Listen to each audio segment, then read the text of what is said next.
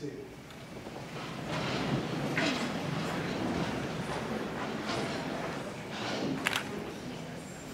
I think we have one item on the agenda this afternoon. Mr. Harris. Thank you, Mr. Chairman. We do have our exit report, oral exit report for our quality assurance review team. We are delighted the last few days to have had a very talented group of educators from all over the country come and visit our district and spend quite a bit of time analyzing and taking a very close look at the work that we're doing. And we're just so proud that they were able to come. They have been a great team. I've heard nothing but compliments about their professionalism, their knowledge, and their expertise. So I know that they're going to provide us with a report that will be very beneficial to us as we continue to move forward in continuous improvement. And I'd like to introduce to you today Dr. Cheryl Allread, who is chairman of the team today, and she has the report for us. Dr. Allread.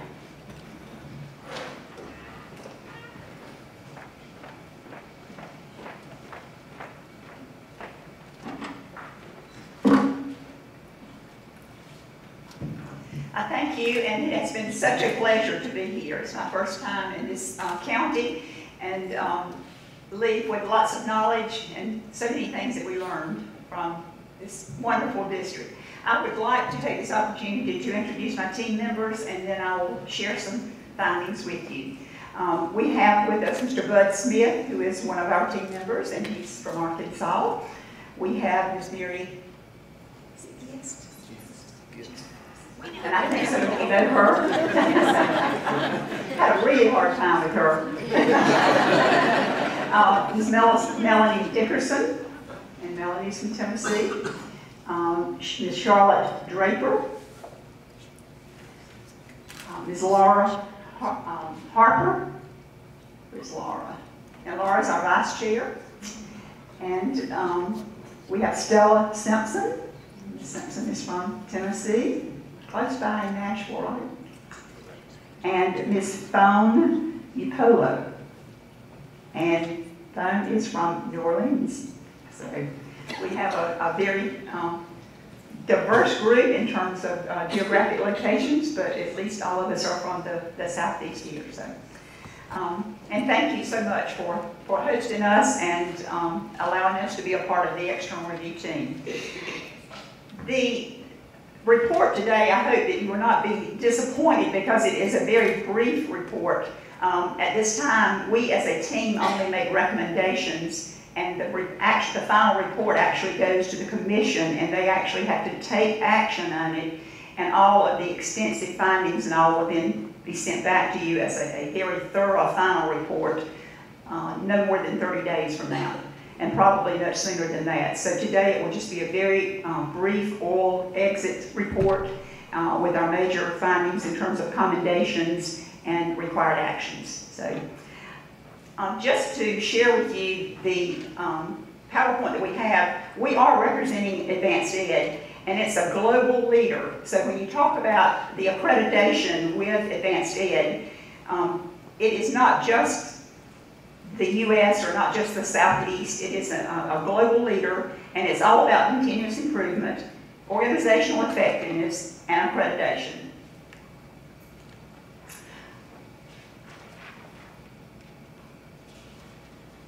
We are the world's largest educational network in terms of accredited entities. As you see on the PowerPoint here, we have 27 public and private schools throughout the U.S. We actually have 38 states that we're now a part of in terms of an accrediting agency. We have 69 countries worldwide, and all of the Department of Defense schools are a part of this accrediting agency.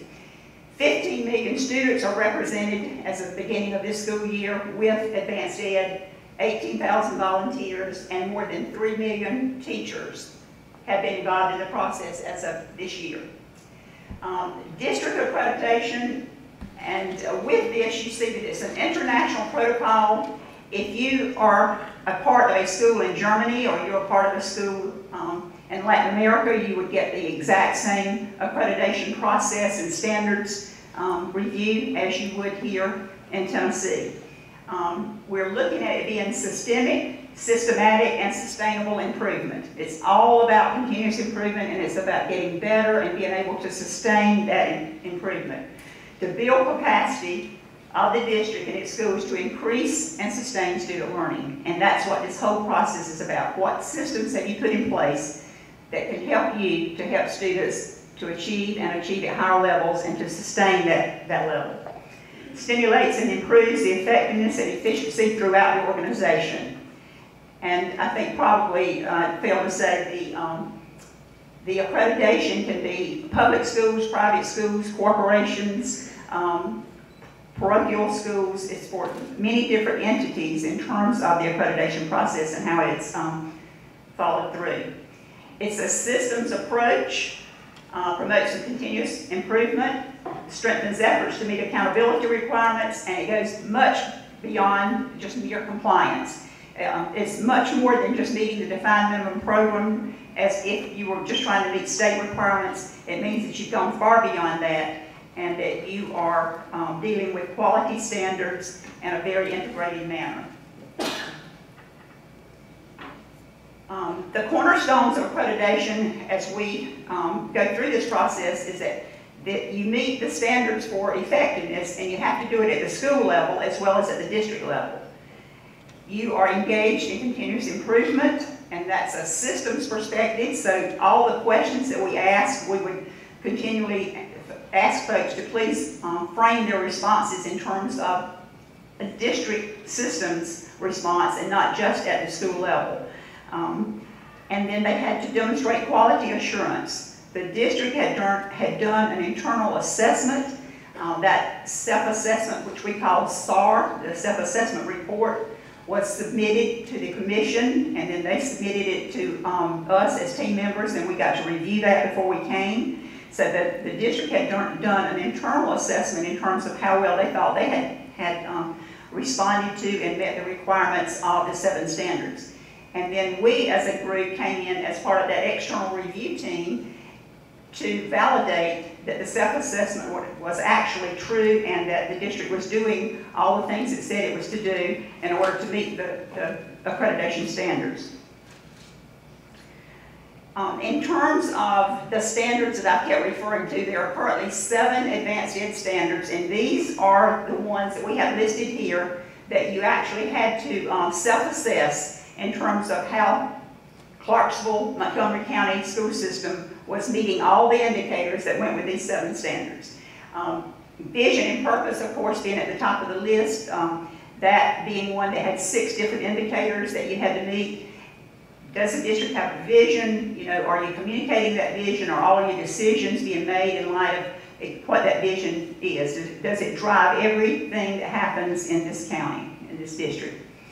Governance and leadership, a major standard dealing with not just the board and the board's roles and responsibilities, but also with the leadership of the administrative teams, the leadership at the district level, school level, as well as the leadership capacity of the teachers and the folks at all levels of the district.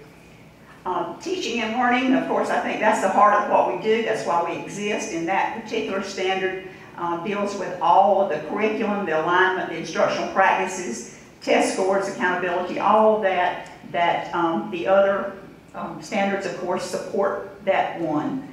Documenting and using results, that one, of course, is all about the testing and accountability. It's tied to teaching. But you have all these tests. What do you do with them? How do you analyze the data? How does that analyzing and using the data, how does it play out on the school level day to day in terms of the decisions you make, interventions that you choose with students and so forth?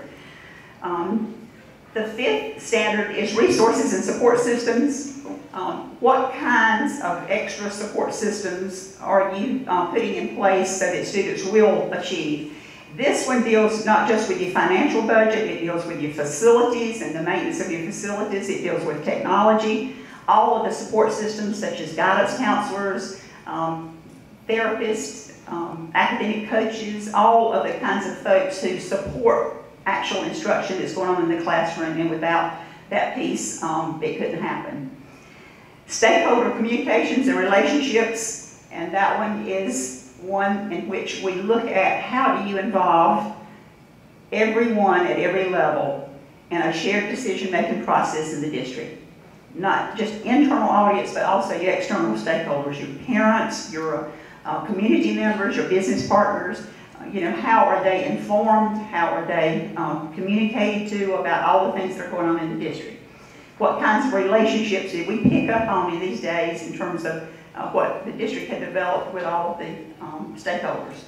And the last one, of course, the commitment to continuous improvement. And that's exactly what AdvancED is about, is that a district that wants to be accredited has to be totally committed to continuous improvement, never satisfied with where they are, but always trying to do better, do more things for students, and get every resource possible, involve everybody, and get them committed to the continuous improvement attitude of doing things. So those are the 7 standards that we have been looking at this week, and how this district has committed its resources and its time and just total energy to meeting these quality standards for accreditation.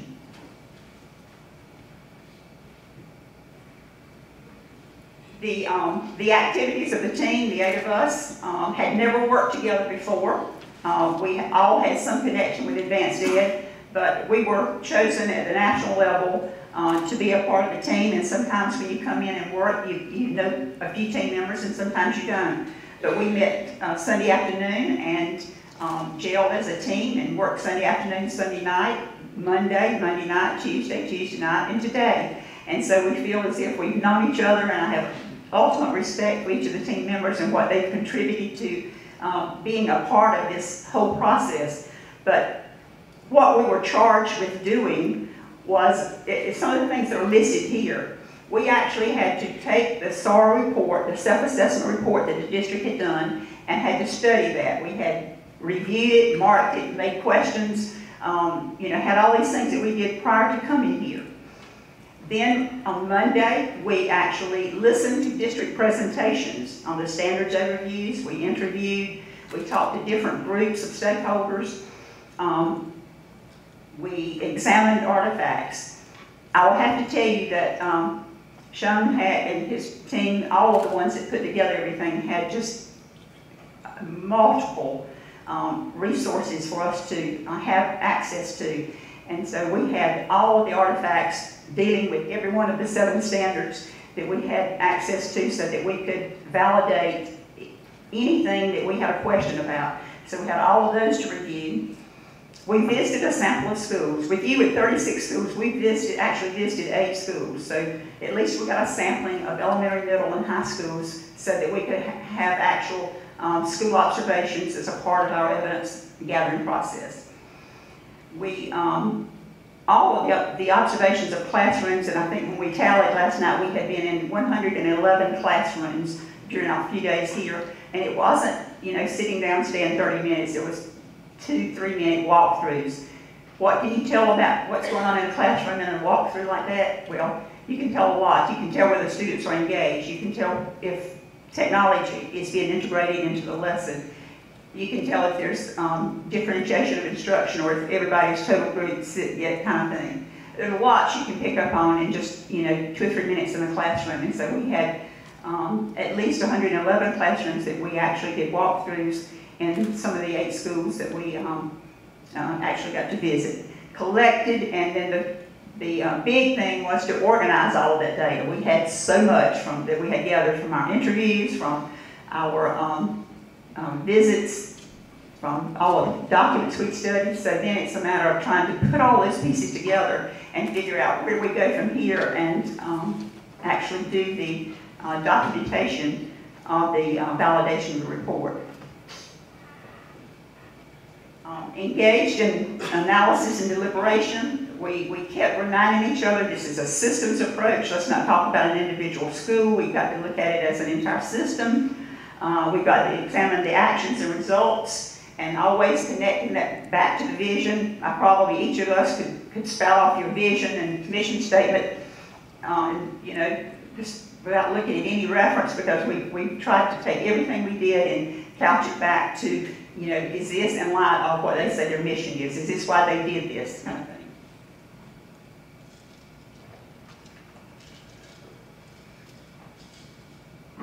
We when you get the final report, you will find that we have no opinions, we do not think, in the report. Everything we put in the report is backed up by evidence. We pursued evidence, and we wanted to corroborate evidence from different sources, you know, and have one source and see if another source said the same thing so that we could corroborate the multiple sources. We used evidence to guide our discussions and applied the accreditation criteria. This is sort of a summary of the kinds of information that we gathered in terms of data collection so that you know what our decisions were based upon. We actually visited 8 schools, as I think I said earlier. We actually got to interview 6 of the board members.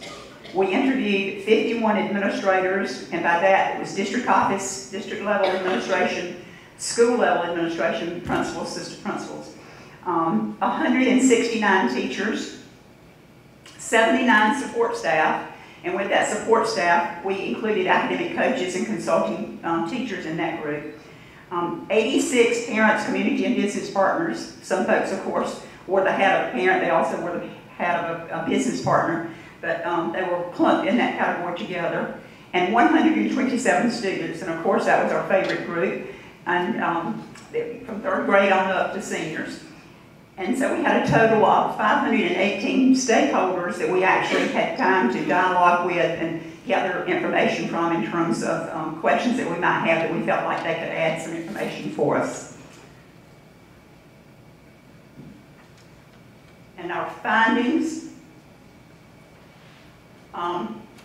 basically this tells you what we had to assess each standard. What we have been doing last night and today is to take each standard and write a narrative about that standard, what we found in terms of what this district is doing in terms of each indicator to go with that standard. So there's an extensive narrative that has the evidence, and then with each standard we gave strengths that we thought were worthy of listing as something that we thought that were worthy accomplishments in terms of that standard, and then we also gave opportunities for growth, which is at least one area, if not more, that are listed saying that that's something you might want to work on, that you could get even better at. Not that you're weak in it, but we know that with your commitment to continuous improvement, you might want to do some additional things in this particular area. So we had went about the writing of the report that way. And then in the overall report for the district, we gave overall commendations that came out of the strengths from each standard, and then required action or actions that sort of surfaced from the opportunities for growth that had been listed with each particular standard. So we also will be making an accreditation recommendation to the AdvancED Commission in terms of accreditation for the district.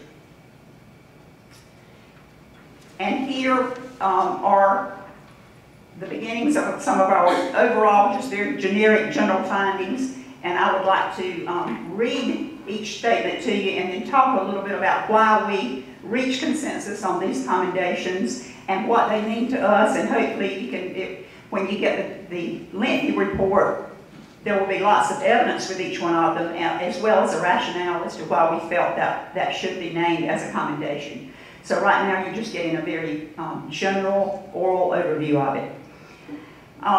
In terms of the commendations for Clarksville Montgomery school system, the very first one that that surfaced for us unanimously was the project 100% graduation is Clarksville's business. It's a phenomenal initiative which galvanized the community with a common purpose and goal. We heard that over and over and over, whether it was student groups, whether it was administrative groups, teacher groups, parent groups, community groups, whatever.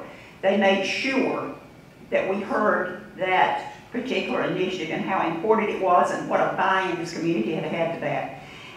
It was in all of our documentation, so of course we wanted to talk with people and read, see, is this real? Is this, you know, is that buy-in really there for this? And there was nothing to contradict that. That was without a doubt one of the things that surfaced so quickly and just stayed at the top in terms of, we can't commend the district enough for the commitment to that and the community, because I understand at least 225 businesses that have bought into that and committed themselves to supporting that. When you look at the data that in 2003, 2004, you had at least 24% of your students not graduating, and then you move to 93.5%, I think, are graduating now. So just phenomenal. The goal itself, and then the commitment and the buy-in to it in terms of a school district and a community. You have so much to be proud of, and I'm sure the parents of the students of this district just can't thank you enough for all the effort and all that's gone into that. So that was definitely a commendation that would have surfaced if it had been a school accreditation visit, if it had, and then of course the district, because it was everywhere.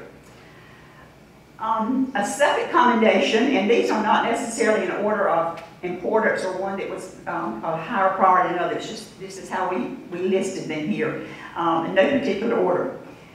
The school board functions with clearly defined authority and responsibility and consistently uses policy governance to guide all board actions toward the achievement of the district's vision, mission, and goals. The standard number 2 on governance and leadership, that standard is one of the toughest for districts to really shine in, because there's so many variables in that one, and the board, of course, is key. We started out talking about the strength of the district leadership as well as the board, and initially had a commendation for the two of you, those two entities of leadership combined, and we then went back and felt it was so strong that we needed to do a separate commendation and really delineate the strengths and the rationale as to why we put each one of these as a separate commendation. But the whole policy governance issue and the way you all have done business for, I think, since 2003, I don't have all my evidence here with this short presentation, but just, you know, having the ends policies that you have, having the executive limitations, if I remember correctly, it's like 16, and you've only added one in the last 6 years. To be able to govern and lead and know your roles and responsibilities and follow it like you do with this policy governance piece is so powerful to all of us who work with schools and districts for so long. And we didn't share the experience that we had, but you could probably look at us and tell most of us have been around for a while, other than our young gentleman that was on our team. And so we were kidding one night. So if we didn't even include him, we had over 250 years of experience at the table with the rest of us. So, you know, many of us sitting there have had 40 years or more experience with teaching and administration and so forth, and personal opportunities to work with boards. And so we're extremely appreciative of what we saw and what admiration we had for the way you go about doing business and govern and lead and know your roles and responsibilities, and everyone that we talk with has respect for the way that's done, and it doesn't just happen, you have to work at it, and we know that. And so that we felt needed to be a commendation that was separate from anything else. So, the next one that we listed was the dynamic, masterful leadership of the superintendent/director and the district administration creates a caring culture that positively impacts educational efforts in classrooms across the district. That's the one that, as we talked about governance and leadership, that we initially put them together and then separated them for many reasons. And this one actually deals with the district administration, the structure that is in place, the commitment of the leadership team at the district level to support schools, to understand that the very reason they exist is to make schools better, to make it their business to be in the schools, you know, 2 days a week. The resoundingly, we heard at the school level from teachers and administrators and just everybody about how visionary they were, how proactive, how they didn't push interventions and initiatives on them. They supported them and helped them, and they knew they had research-based them, and there was something good before they brought it to them, that they had thought through it. Just very, very, very positive things and feedback that everyone, all the stakeholders felt that their feedback was truly appreciated and taken and used, and that they didn't fear to say anything positive or negative to the leadership team at the district office, because they knew they would take it and do everything they could to incorporate it in what they were going to do to make things better for student learning. And so we heard that over and over and felt that we definitely needed to have that as a commendation. And I guess the one of the neat things that we saw was when we found that they were going and asking and meeting with principals each month and having these these conferences, academic conferences with them. You know, you can probably go and eat lunch and that's, you know, chat and that's it. We saw the list of questions that are outlined for each month, and then we talked to principals and, you know, are they really asking you these questions? Are you really having to provide this information? Are you really having to be accountable? And, you know, every one of us, no matter where we went, you better believe it. And so it was very real. And thank you for being honest with us. But we were just very impressed with the skill set, the leadership, the commitment, the forward-thinking way of the district leadership team. Professional development. From the start, in looking at your self-assessment report, we saw how very strong it seemed to be in that document, but we had no idea how strong it was until we got here and started looking and visiting and talking, and saw how it truly is based on the analysis of your student performance, the data that you have and how you analyze it, you use it to drive your instruction, a comprehensive needs assessment. Nothing just is a reactive kind of mode. It's all very proactive and, you know, have that focus on research-based programs and best practices, and training for every group from the board. You know, lots of folks, and the technology training, the instructional training, whatever's appropriate for that particular group, the training was there. The just-in-time training, and I could go through all kinds of examples, and of course all of that will be in the actual document, but professional learning communities, just the whole structure that you have for support and training. The new teacher support group, that was awesome, and we talked to so many teachers, and I think probably the resources and support systems the detail that we got, there are probably about a third of the staff that's new teachers, maybe a third that has years. It was about a third from new staff to, you know, staff that had 5 to 6 years, and then the rest of them that had over 20 years. So you had a real need to have that support system set up for new folks so that they would succeed.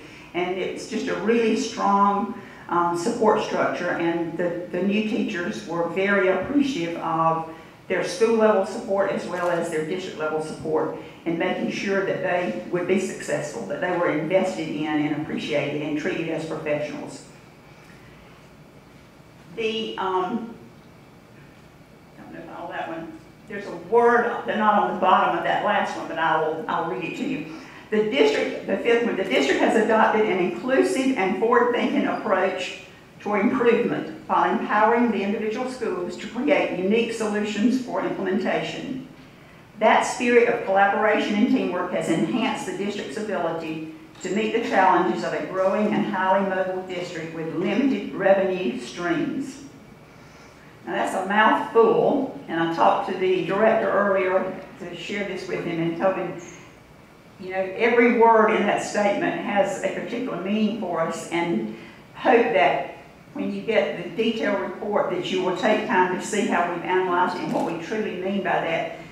It's wordy, but we felt that we needed to put all of that in there because it's somewhat inclusive in the leadership strengths that you have in the district, but we felt it's beyond that. It's that strong commitment to continuous improvement, that forward-thinking approach, that looking ahead and being proactive. But yet, the schools have, as we heard, defined autonomy to take all those things that are given them and choose the ones that best fit their particular schools, the interventions and so forth that they can use that meet the needs of their students. The spirit of collaboration and teamwork truly are at the heart of how you have been able to take the funds that you have, which are below state average in terms of per pupil expenditures, and do what you have done for students. You know, just the academic coaches, all of the support and interventions. I think somewhere we saw at least 64 different kinds of interventions that had been implemented here to meet the needs of students, whether it was the military group who was very mobile, and I think that's like 29% of your population, the special needs population, which is increasing every week, whether it was your gifted population, your STEM integration initiative, you know, all of those things are being put in place. You are doing all those things because you are good stewards of your money and you are getting the bang for your buck, and you are going after grants, I think at least $3 million a year. You're going after every revenue stream you can, while at the same time not making excuses about the very limited revenue stream that you have, just, you know, locally in terms of millage and so forth. So some real challenges, but yet that forward-thinking attitude from the board all the way through the schools, and that commitment of collaboration, it's just commendable, I can just say the least, and awesome. On the flip side of that, in this whole continuous improvement process, you have no choice. You have to have a required action. I mean, there's something we all need to get better at. It might be to eat less, it might be to walk more, it might be whatever, but you know, we always have something we want to work on. And so we have struggled with that as a team in terms of making any kind of what used to be a recommendation in the AdvancED process is now a required action. And so you will have a 2-year period to take action on this and show evidence that you have moved forward with some activities to actually meet this required action that we're recommending.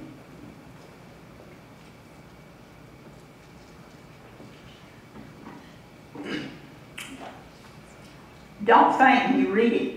Let me read it and then talk about it, so it'll have some kind of meaning for you, because it is it's rather wordy.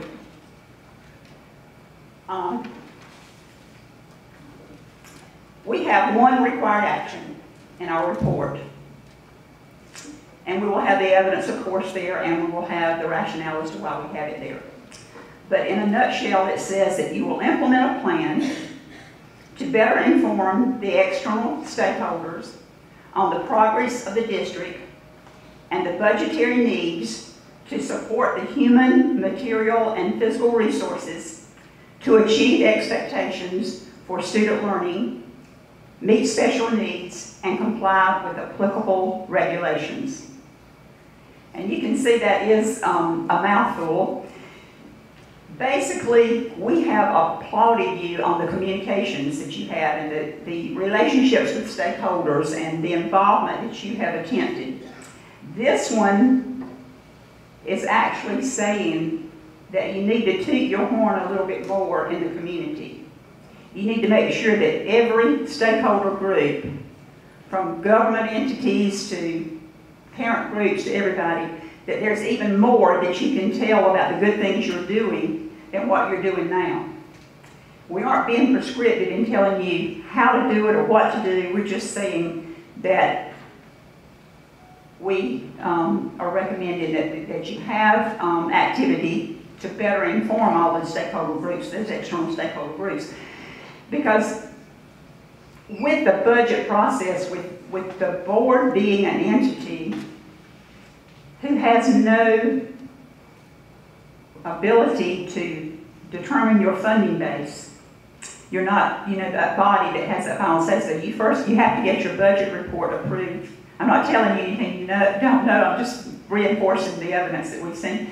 you take your budget to a county council, you also then, a county commission, and then if you need a tax increase, you have to go back to them and have the relationship and so forth to have them approve a tax increase. And from what I understand, I think you've had maybe one tax increase in 12 years, and that was 26 cents. Maybe you had a penny one and then it was taken away, and then, you know, I may not have all those details exactly right, but I know that it's been, you have done a remarkable job with the resources you have and with stretching every dollar to meet the needs of the students in this district.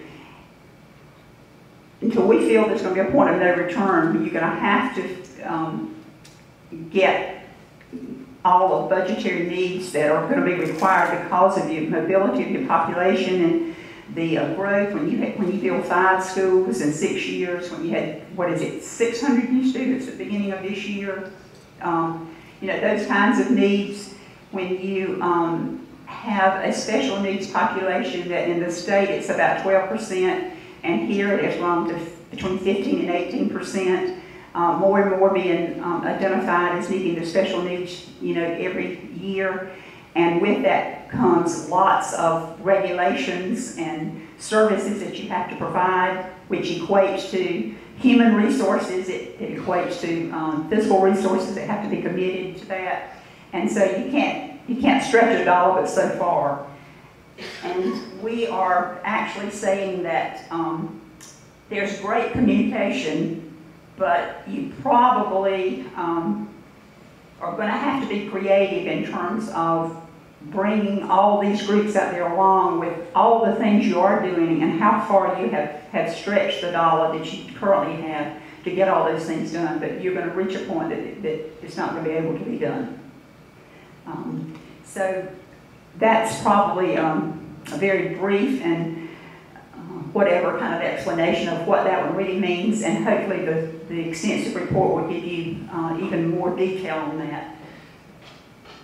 But it's all connected to the challenges that we have heard this week in terms of those challenges that are surfacing in this district that makes it very unique from many districts in terms of the military population, the special ed population, the growing of higher and higher percentage of free reduced lunch students, lots of variables that actually equate to your need to have services, both human capital and materials and so forth. Those are the 5 commendations and the 1 required action. We rated each standard. We will share that. We won't go into the detail about all the strengths and opportunities for each standard, but we will share the ratings that we gave you on each standard. These are the ratings that each of the 7 standards could get. You could either be highly functional, which means you are exceptional, that it's not commonly found in those districts in other areas. It's just a very, very small percentage that would get rated highly functional. So if a standard is highly functional, it means you are way out there exceptional at the top. Operational is actually demonstrating the standard and using practices. That's what you expect. If you're going to be accredited, you expect to be operational. Emerging means that you are beginning in that area, but you are not there yet. You have a ways to go. There's some things that you haven't put in place, and for that particular standard, that you are not meeting all of the indicators that are connected with being accredited in terms of what that particular standard measures. And then, of course, not evident means you have done nothing in terms of accreditation requirements for a particular standard. That there are no practices in place, and we could find no evidence of beginning effort. So you'll get one of those ratings on each of the 7 standards.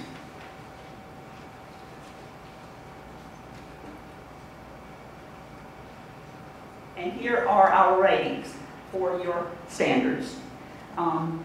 So you can tell that we are very, very impressed with what we have found.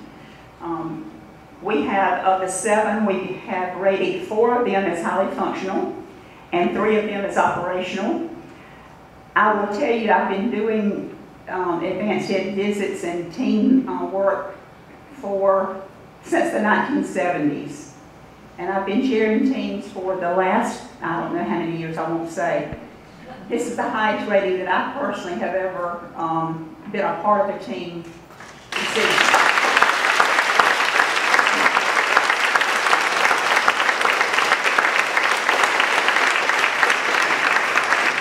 What I admire, and this is sort of my privileged editorial comment, what I admire about what I've seen in this district is that you rated yourself operational on every one of the standards. Many times we have problems that people rate themselves so high and the team comes in and it's very difficult to tell people, you know, you are good, you are doing what's needed, what's expected, you are meeting the accreditation standards and all the indicators that go with that standard, but you're not up there where, as our AdvancED guru told me once, he said, somebody's highly functional, that means that they're probably in about the top 2 or 3% of the accredited schools in this accrediting agency, which is an international agency. So we're talking global world. And I tend to encourage districts not to rate themselves so highly, and I tend to lean towards operational. So the team reaches consensus on these ratings, and so I commend you on this, and hopefully our documentation in the extensive report will substantiate everything that we've done, because when we put a highly functional rating there, we want to make sure that evidence goes with that. And I caution you at this time to go out and have a lot to say about this, because we are the recommending entity here as a team. This goes to the commission and they make the final decision based on our evidence. So I might get a call to say, you and your team did not give enough evidence to rate this district highly functional in this area. You're either going to have to give me more evidence or either we're going to have to change the rating. Now, I've never had that happen, but I'm just telling you, we are not the final decision maker. You know, when you get the vote from the commission will be that. But hopefully everything that we have done will be validated, and I certainly think so. But I'll just quickly mention that the governance and leadership piece, that goes right along with the commendation that we had, both for the board and the management team. The resources and support systems, highly functional. You have a required action sort of coming out of that, but you also have commendations, because you have so many services and so many support systems built, and you do so much with the financial resources that you have, and just are such good stewards of the taxpayers' money. And so we just felt with that, and of course professional development is under that one, and so there's just so much that's a part of that resources and support systems standard. Stakeholder communications and relationships, definitely highly functional. You know, no evidence to the contrary at all with that one. And commitment to continuous improvement, I probably think that is the strongest suit this district has. I would be willing to wager there is no one anywhere that's more committed to continuous improvement than Clarksville Montgomery school system, because you are, I mean, everybody at every level is just totally committed to doing whatever it takes for every child, every day, to get the job done and to meet their needs. The ratings, hopefully, are pleasing to you, and so therefore, with those ratings, evidence-based accreditation, our recommendation to the Accreditation Commission will be that Clarksville Montgomery School System be fully accredited. And of course, you see the different categories that you could have been accredited under. You could have been accredited on advisement, meaning that you had an emerging standard, or warned, which means another level, or not recommended, or recommended for probations. All these different levels according to what your standards ratings were. But we certainly recommend, based on all the evidence that we found, that the district be fully accredited. And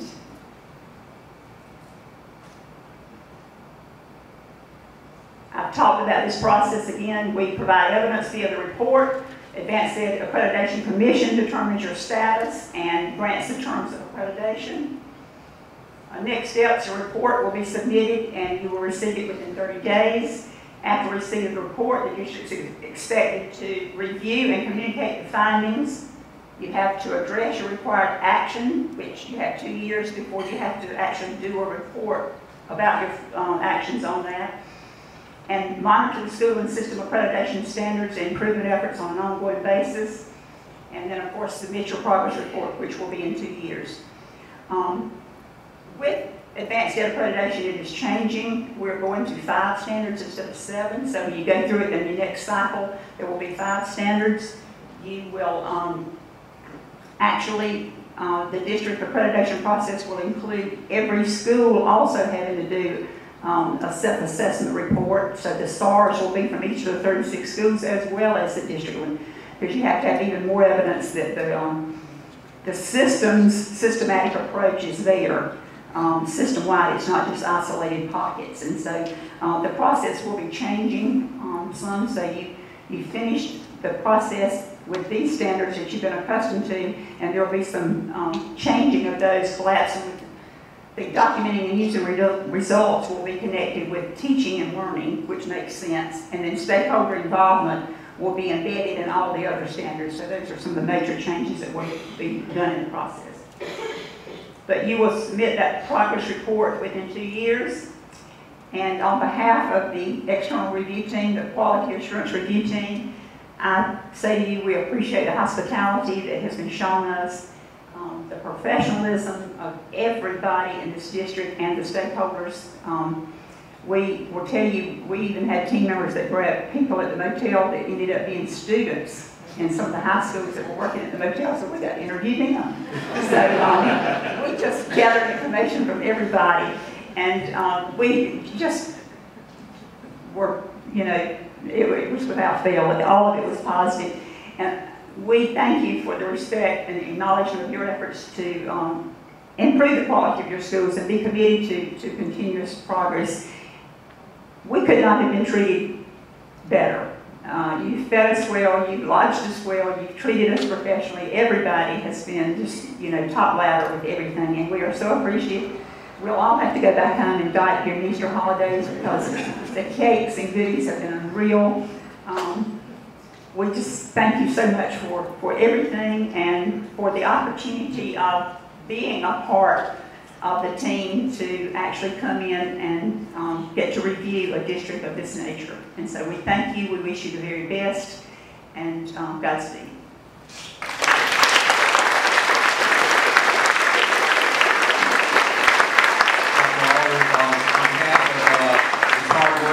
And very talented team here today. We thank you for your report. We'll take it very seriously. We believe that the required action is one that is going to be one that will challenge us, and that's what we want. We want some challenges, and we're going to be studying that certainly over the next few weeks and months. And when we get the 30-day report, we'll be doing that. We also appreciate the commendations and that you recognize the hard work of this wonderful team here. Thank you very much, and thank you to the team. We appreciate it. I'd like to echo that and thank the team.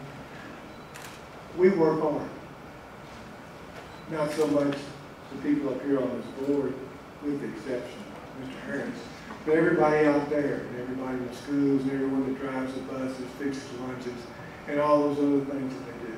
You work very hard. You know you work very hard because you know how tired you are at the end of the day. And you don't get thanked enough. Sometimes it's very good to come in and hear from someone else just how good a job you've done. We tell you sometimes, other people tell you sometimes, but no one tells you enough. But I think hearing from this team just how hard you've worked means a lot. It means a lot to me. I've always known how hard you work. You've done a tremendous job. This time, I know that other members of the boards have comments. Mr. Garland. I'd just like to say thank you very much. The children of Montgomery County, they are our most precious jewels. And we appreciate you coming here and letting us know that we have a team in place that cares just as much about those kids as the parents do, as other community representatives. The staff has put together a great program. Our director has done an excellent job in leading the staff. And again, just like the chair said, we really appreciate all of your teachers and all of you, everyone that's part of this district for doing a great job, for a great school system, for some great children of this America. Ms. Smithson. I want to thank the Dr. Victorson group that worked tirelessly to get the information together to prove what we already knew, that we were doing a fantastic job here. I wish that everybody that was an employee of the system would be sitting in this room and hearing what was being said, because even secondhand, it's not going to have the power that it is with us hearing it. So go out and tell them, go out and talk to them, tell them how great everything was, and I appreciate the team for coming in and doing their job. Thank you. Mr. Murphy. I hope our visitors got a chance to see the choreographic movement of our buses each day. It is a thing to behold to see them move in such unison as they arrive in the park. It is something that I really, really cherish looking upon and seeing. I thank you for coming. I deeply appreciate your insights. And there are two of you out there that grew up in our system some way, form, or fashion. I regret that Mr. Josh Baggett is not here to see his teacher. But thank you all for coming. Thank you all for the insight. And we will work hard to get our public acclimated to our accomplishments. And, oh Lord, it's hard to be humble.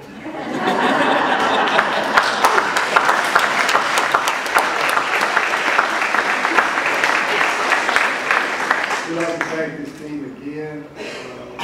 We'd also like to thank Teresa Ross for all the hard work she's going to have to do, that she's done this week, and that she's really going to have to do next week to make these 2 busy weeks a success.